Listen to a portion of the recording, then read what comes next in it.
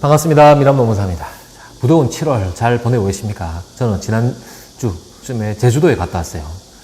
판포포구 쪽에서 많이 놀았는데 물도 깊고 시원하게 좋더라고요. 한참 놀았는데 이 팔 다 탔습니다. 껍데기 지금 벗겨지고 있어요. 알로에 좀 발라야겠습니다. 자, 오늘은 면접 시 또는 근로계약서 작성할 때 근로자가 확인해야 되는 필수사항 3가지 준비해봤습니다.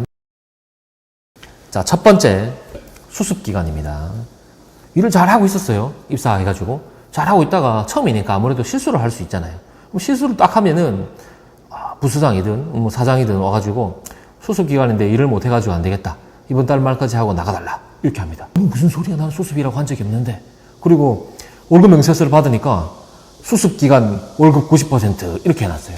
아니, 나는 100%인 줄 알고 들어왔는데 90%라고? 이렇게 뜬금없는 소식들이 전해지는 거죠. 그래서 처음부터 내 수습기간이 얼마인지, 수습이 적용되는지, 수습기간 동안에 혹시 일을 잘 못하면은 잘리는지, 그리고 평가 기준은 뭔지, 월급은 얼마를 받는지를 명확하게 알아야 됩니다.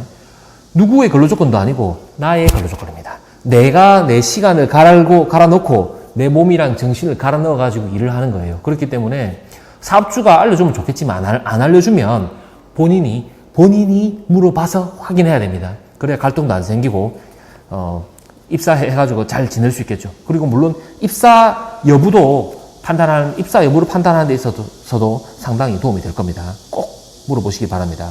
그리고 두 번째, 잔업 관련된 사항입니다.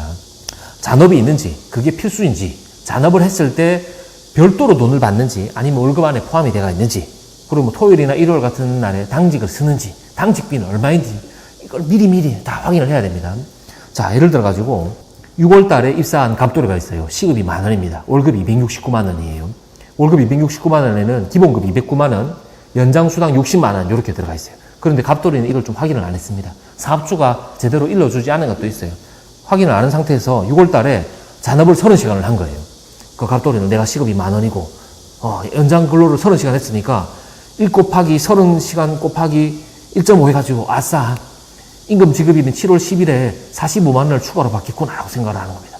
그러면 월급에다 이걸 보태가지고 휴가 가야지! 계획을 세웠습니다. 계획을 쫙 짜놨고 월급을 받았어요. 월급을 받았는데 명세서에 그 계산된 314만 원이 아니라 269만 원만 딱 찍힌 겁니다. 왜냐? 이래가지고 인사 담당 부서에 가가지고 여쭤봤어요. 제가 6월 달에 잔업 30시간을 했는데 왜 추가 45만 원이 안 들어왔습니까? 그러니까 인사 담당자 이렇게 얘기한다 이거죠. 그 당신 근로계약 체결할 때 연장수당 월에 40시간이 포함된 걸로 계약을 했지 않느냐. 그래서 기본급이 209만 원, 연장수당 60만 원. 그래서 이번 달 6월 달에 30시간 한 거는 월급에 다 들어있기 때문에 별도로 들릴 게 없다 라고 하는 겁니다. 뻥치죠. 계획을 다 잡아놨는데 예산에 펑크가 생기는 겁니다. 그래서 괜히 이제 오해와 갈등과 분란이 생길 수가 있어요. 처음부터 내 연장수당이 월급에 얼마나 들어가 있는지 필히 확인을 해야 됩니다. 그래서 그래야 갈등이 줄어들 수 있다. 자, 세 번째, 일을 누구한테 배우는지 정말 중요합니다. 그리고 어떤 업무를 할 것인지 더 중요해요. 입사를 하면 매뉴얼이 있든 여러 가지 그 방법을 통해서 업무를 배우게 됩니다. 보통은 사수가 있죠. 사수 플러스 매뉴얼을 이렇게 섞어가지고 배우게 되는데 그 사수가 퇴사자일 수도 있지 않습니까? 퇴사를 하는 바람에 공석이 생겨가지고 입사를 하는 이런 케이스들이 많은데, 퇴사자들이 모두 그런 건 아니지만 보통은 도비는 자유예요? 모두예요. 그러다 보니까 조금 덜 가르치는 경향이 있을 수가 있는데, 퇴사자인 경우에는 이거를 보충할 수 있는 매뉴얼을 요청을 한다든지 아니면은 향후에, 예를 들어서 지금 당장 배운 거에는 없지만은 제 업무에 1년 뒤에 수행하는 업무 중에는 이 처리해야 되는 것들이 있을 수가 있어요. 예를 들어서 세금 신고를 하는데 그 대표님 종합소득세 신고 관련해가지고 자료를 만드는데 그거는 매년 5월만 하잖아요. 5월만. 근데 이번에 인계 받을 때는 안 했던 거죠. 그래서 그럼 내년에 됐을 때 당신한테 전화를 해서 물어봐도 되느냐, 어떤 자료를 참조하면 되느냐, 이런 것들을 확인해야 된다 이겁니다. 다 꼼꼼하게 일단은 확인할 필요가 있는 거고, 두 번째로 챙겨야 될 게 구체적으로 수행할 업무가 뭐냐라는 겁니다. 그냥 러프하게 이렇게 얘기를 하죠. 당신은 우리 회사에 와서 총무 회계 격리를 담당할 겁니다. 이렇게 얘기를 해요. 그러면은 총무로서 나는 어디부터 어디까지 하는지, A부터 Z 하는지, A부터 C를 하는지 알아야 된다는 겁니다.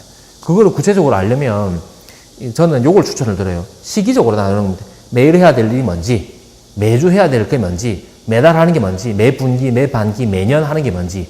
그러려면은 전체적인 업무 플랜이 나옵니다.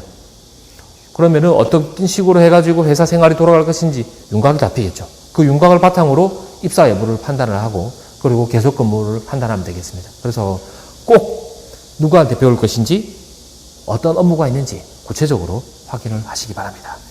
자, 이 밖에 또 궁금하실 사항이 부서 구성원이 누군지 그리고 상여금은 어떻게 되는지 연차휴가 사용 절차라든지 각종 복리후생 체계 궁금한 게 너무 많을 수가 있어요. 많을 수가 있고 이걸 다 확인하면 좋겠지만은 사실 면접 과정이나 근로계약 체결 과정에서 다 확인하기란 사실상 어렵습니다. 어렵지만은 가급적 이 세 가지는 꼭 확인을 하시고 입사를 하게 되면 아무래도 정착을 하는데 큰 도움이 되리라 생각이 됩니다. 이상 입사를 잘 하시고 근무 잘 하시기 바랍니다. 마치겠습니다. 감사합니다.